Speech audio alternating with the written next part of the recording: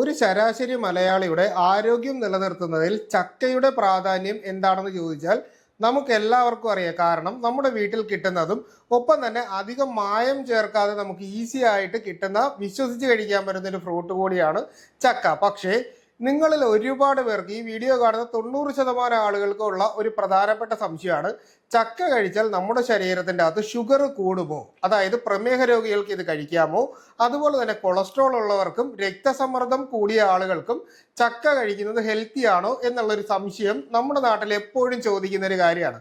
അപ്പോൾ അതിനുള്ള കൃത്യമായിട്ടുള്ള മറുപടിയും ചക്കയുടെ ആരോഗ്യ ഗുണങ്ങൾ എന്തൊക്കെയാണ്, എന്നാൽ ചില രോഗം ഉള്ള ആളുകൾക്ക് ചക്ക കഴിക്കാൻ പാടില്ല, അപ്പോൾ അത് ആരൊക്കെയാണ് മുതലായിട്ടുള്ള കാര്യങ്ങളാണ് നിങ്ങളോട് പറയുന്നത്. ഇതിൽ ഏറ്റവും പ്രധാനപ്പെട്ടത്, ചക്ക നമ്മൾ കഴിച്ചു കഴിഞ്ഞാൽ വൈറ്റമിൻ എയും ആന്റി ഓക്സിഡൻസും നല്ല രീതിയിലുള്ളത് കൊണ്ട് തന്നെ നമ്മുടെ കാഴ്ചശക്തി വർദ്ധിപ്പിക്കാനും അതുപോലെ തന്നെ നമ്മുടെ ശരീരത്തിന്റെ ജനറൽ ഹെൽത്ത് ഇംപ്രൂവ് ചെയ്യുന്നതിന് സഹായിക്കും. വൈറ്റമിൻ സി ചക്കയിലുള്ളത് കൊണ്ട് തന്നെ നമ്മുടെ രോഗപ്രതിരോധ ശേഷി നന്നായിട്ട് കൂട്ടിക്കൊണ്ടുവരാനായിട്ട് സഹായിക്കും. അതായത് ഒരുപാട് രോഗങ്ങൾ വരാതിരിക്കും. കോവിഡ് സമയത്ത് നമ്മളെല്ലാവരും ചക്ക എത്രത്തോളം കഴിച്ചു എന്നുള്ളത് നമുക്ക് എല്ലാവർക്കും അറിയാവുന്നതാണ്. ഒരിക്കലും മറക്കാൻ പറ്റാത്തൊരു കാലഘട്ടവും ചക്കയുടെ ആ ഒരു ഉപയോഗവും നമ്മൾ കോവിഡ് കാലത്താണ് ഏറ്റവും കൂടുതൽ മനസ്സിലാക്കിയത് എന്ന് വേണം പറയാൻ. അതുപോലെ തന്നെ പിന്നീടുള്ളത്, നമ്മുടെ ഹൃദയത്തിന്റെ ആരോഗ്യം സംരക്ഷിക്കുന്നതിനും BP കൺട്രോളിൽ നിർത്തുന്നതിനും ഇതിന് വളരെ നല്ലൊരു പ്രാധാന്യമുണ്ട്. കാരണം ചക്കയിൽ നല്ല രീതിയിൽ പൊട്ടാസ്യത്തിന്റെ കണ്ടന്റ് ഉള്ളത് കൊണ്ട് തന്നെ സോഡിയം ബാലൻസ് ചെയ്യാനും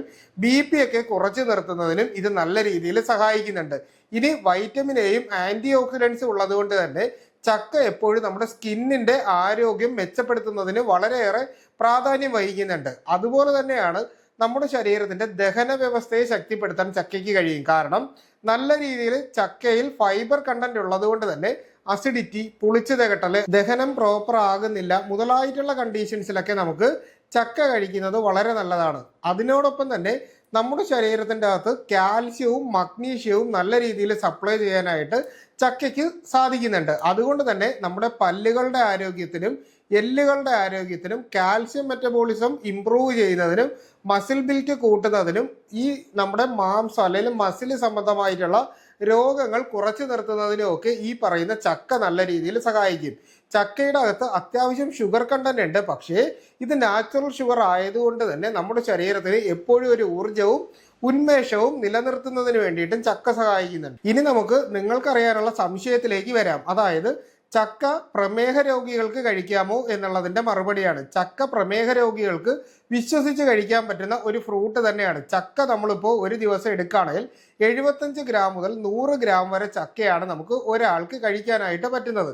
അപ്പോൾ നമ്മൾ ഇതിലെ ഏറ്റവും കൂടുതൽ ആളുകൾക്കുള്ള സംശയം, പഴുത്ത ചക്ക നമുക്ക് കഴിക്കാമോ എന്നുള്ളതാണ്. പ്രമേഹ രോഗികൾക്ക് പഴുത്ത ചക്ക കഴിക്കാൻ പറ്റുന്നതാണ്, പക്ഷേ ഷുഗർ നാച്ചുറൽ ആണ് എന്നുള്ളത് കൊണ്ട്, അതായത് നമ്മൾ കഴിക്കുന്ന പഞ്ചസാര വെച്ച് നോക്കുമ്പോൾ ചക്കയുടെ അകത്തുള്ള ഷുഗർ വളരെ കുറവാണ്. പക്ഷേ എന്നിരുന്നാലും പ്രമേഹ രോഗികളെ സംബന്ധിച്ച് ഈ ചക്കപ്പഴം നമ്മൾ കഴിക്കുന്ന സമയത്താണ് എന്നുണ്ടെങ്കിൽ മറ്റുള്ള ആഹാരങ്ങൾ അത്യാവശ്യം കൺട്രോൾ ചെയ്തുകൊണ്ട് ദിവസത്തിൽ ഒരു നേരം നമുക്ക് 100 ഗ്രാം വരെ പഴുത്ത ചക്കപ്പഴം കഴിക്കുകയാണെങ്കിൽ നമ്മുടെ ശരീരത്തിന് വലിയ ബുദ്ധിമുട്ടില്ല എന്ന് കരുതി എല്ലാ ദിവസവും 100 ഗ്രാം ചക്കപ്പഴം തന്നെ കണ്ടിന്യൂസ് ആയിട്ട് കഴിക്കണം എന്നൊരു രീതി നിങ്ങൾ കൊണ്ടുവരരുത്. അതിന് പകരം മാറി മാറി പല പല ഫ്രൂട്ടുകൾ കഴിക്കുക. 1-2 ചക്ക പഴുത്ത ചുള നമ്മൾ കഴിക്കുന്നത് കൊണ്ട് പ്രമേഹ രോഗികൾക്ക് വലിയ ബുദ്ധിമുട്ടുകളൊന്നും വരാനില്ല എന്നുള്ളതാണ് സത്യം.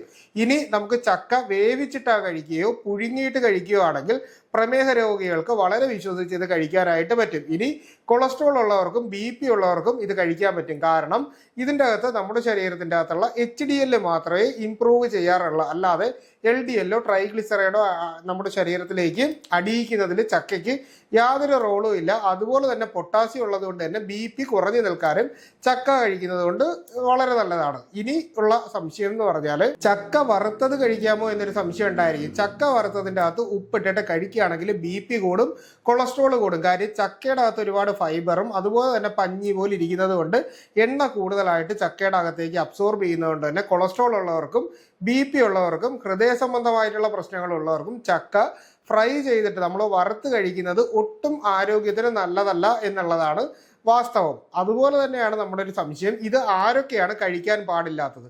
പൊട്ടാസ്യം വളരെയധികം കൂടിയിട്ട് നിൽക്കുന്നത് കൊണ്ട് തന്നെ നമുക്ക് കിഡ്നി സംബന്ധമായിട്ടുള്ള രോഗങ്ങൾ, അതായത് ഡയാലിസിസ് ചെയ്യുന്ന ആളുകൾക്കോ അതുപോലെ തന്നെ നമുക്ക് ക്രിയാറ്റിൻ കൂടി നിൽക്കുന്നവർക്കോ ഇത് കഴിക്കാനായിട്ട് പറ്റത്തില്ല. പ്രഗ്നൻസി സമയത്ത് സ്ത്രീകൾക്ക് കഴിക്കാൻ പറ്റത്തില്ല. കാരണം ഇവർക്ക് ചിലപ്പോൾ ഗ്യാസിന്റെ പ്രശ്നം ഉണ്ടാവാനും അതിലൂടെ ഇവർക്ക് എന്തെങ്കിലും കോംപ്ലിക്കേഷൻസും ഛർദിലും മറ്റ് പ്രശ്നങ്ങൾ ഉണ്ടാകാനുള്ള സാധ്യതയുണ്ട്. അതുകൊണ്ട് അവരിത് ഒഴിവാക്കണം. പിന്നീട് നമുക്ക് ഈ ചക്ക കഴിക്കുമ്പോൾ എന്തെങ്കിലും പ്രത്യേക തരത്തിലുള്ള അലർജി പ്രശ്നങ്ങളുള്ള സമയം, അതായത് അലർജി ഉണ്ട് എന്ന് നിങ്ങൾക്ക് മനസ്സിലായി കഴിഞ്ഞാൽ ചക്ക പിന്നീട് കഴിക്കരുത് എന്നുള്ളതാണ്.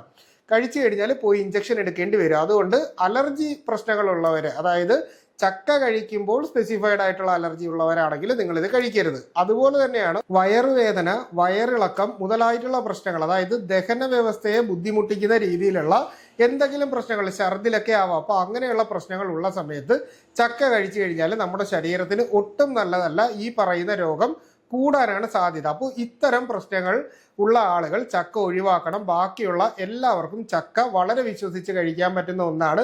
അപ്പോൾ ഈ ഒരു സംശയം പൂർണ്ണമായിട്ട് നിങ്ങൾക്ക് മാറിക്കിട്ടി കാണും എന്ന് വിശ്വസിക്കുന്നു.